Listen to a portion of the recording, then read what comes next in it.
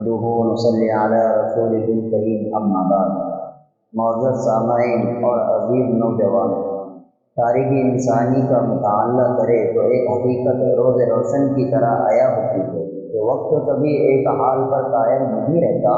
یہ کائنات تغیر و تبدیل کا نام ہے، جہاں اجالا اور اندھیرا، عروج اور زوال، اور راحت اور خلفت ایک تسلسل کے ساتھ ایک دوسرے کا پیچھا کرتے ہیں۔ اللہ رب العزت نے قرآن حکیم میں اس سچائی کو یوں بیان فرمایا ہے، وَتِلْكَ الْأَيَّامُ نُدَاوِلُهَا بَيْنَ النَّاسِ، اور یہ دن ہیں جنہیں ہم لوگوں کے درمیان بدلتے رہتے ہیں۔ آج ہم جس دور سے گزر رہے ہیں اور ہمارے ارد گرد فضاؤں میں جو گھٹن، بے چینی اور اضطراب محسوس کیا جا رہا ہے، وہ کوئی نئی بات نہیں ہے۔ کبھی باد بہاری کے جھونکے چمن کو مہکاتے ہیں اور دلوں میں اطمینان کی لہر دوڑاتے ہیں، لیکن کبھی حوادث کے طوفان اور مخالف ہواؤں کے تھپیڑے سفینہ ملت کو متلن کم کر دیتے ہیں۔ آج بہت سے چہروں پر مستقبل کے حوالے سے اندیشوں کی لکیریں ہیں۔ بہت سے دلوں میں یہ سوال دستک دے رہا ہے کہ اب کیا ہوگا، اور بہت سی زبانوں پر ناامیدی کے تذکرے ہیں۔ میرے عزیزوں، جب حالات کی لہریں بظاہر مخالف رخ پر چلتی نظر آئے اور اسباب کے چراغ گل ہونے لگے تو کمزور دل اور مادی نظر رکھنے والے لوگ مایوسی کے اندھیروں میں ڈوب جاتے ہیں۔ وہ سمجھنے لگتے ہیں کہ شاید اب واپسی کا کوئی راستہ نہیں رہا۔ لیکن یاد رکھیے، ایک صاحب ایمان کی نظر صرف ظاہری اسباب اور موجوں کی سرکشی پر نہیں ہوتی، بلکہ ان کی نظر اس خدا پر ہوتی ہے جو طوفانوں میں راستہ بنانا جانتا ہے۔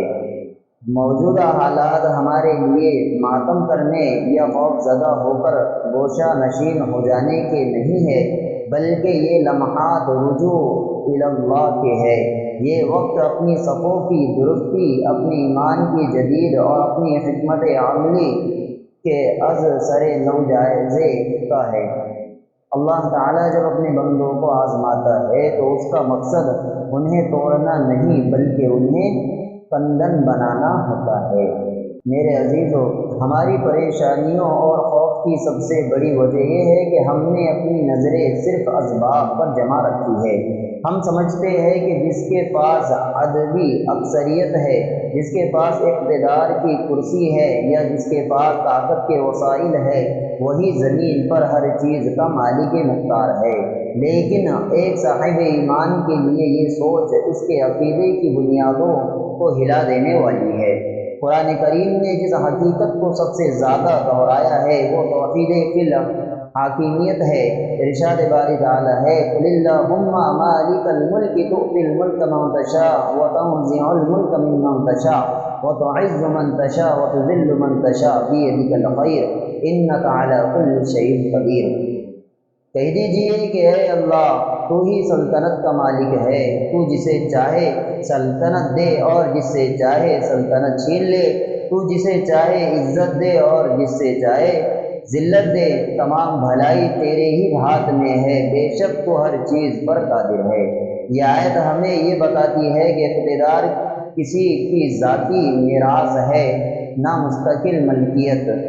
یہ اللہ کی طرف سے دی جانے والی ایک آزمائش ہے۔ اگر کوئی باطل قوت اقتدار پاتی ہے تو یہ اس کی سچائی کی دلیل نہیں بلکہ اس کی مہلت اور آزمائش کا حصہ ہے۔ اللہ تعالیٰ بس اوقات ظالموں کو ڈھیل دیتا ہے تاکہ وہ اپنے ظلم کی انتہا کو پہنچ جائے اور پھر اس کی گرفت میں آ جائے۔ ہماری عقل صرف وہ دیکھتی ہے جو سامنے موجود ہے، لیکن اللہ کا نظام غیب کے پردوں میں کام کرتا ہے۔ ہم بس اوقات ایک نتیجے کو اپنے لیے تباہ کن سمجھ رہے ہوتے ہیں، جبکہ اللہ کی مصلحت کے تحت اس میں ہماری بقا اور بلندی کا کوئی راز چھپا ہوتا ہے۔ وَعَسَىٰ أَن تَكْرَهُوا شَيْئًا وَهُوَ خَيْرٌ لَكُمْ، اور ممکن ہے کہ تم کسی چیز کو ناپسند کرو اور تمہارے لیے بہتر ہو۔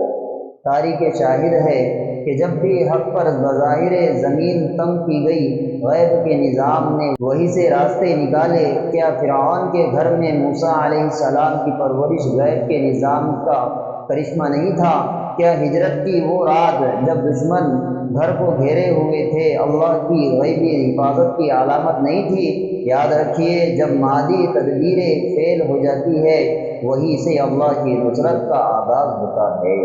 اللہ تعالیٰ ہم تمام کو کئی سنی باتوں پر عمل کرنے کی توفیق عطا فرمائے۔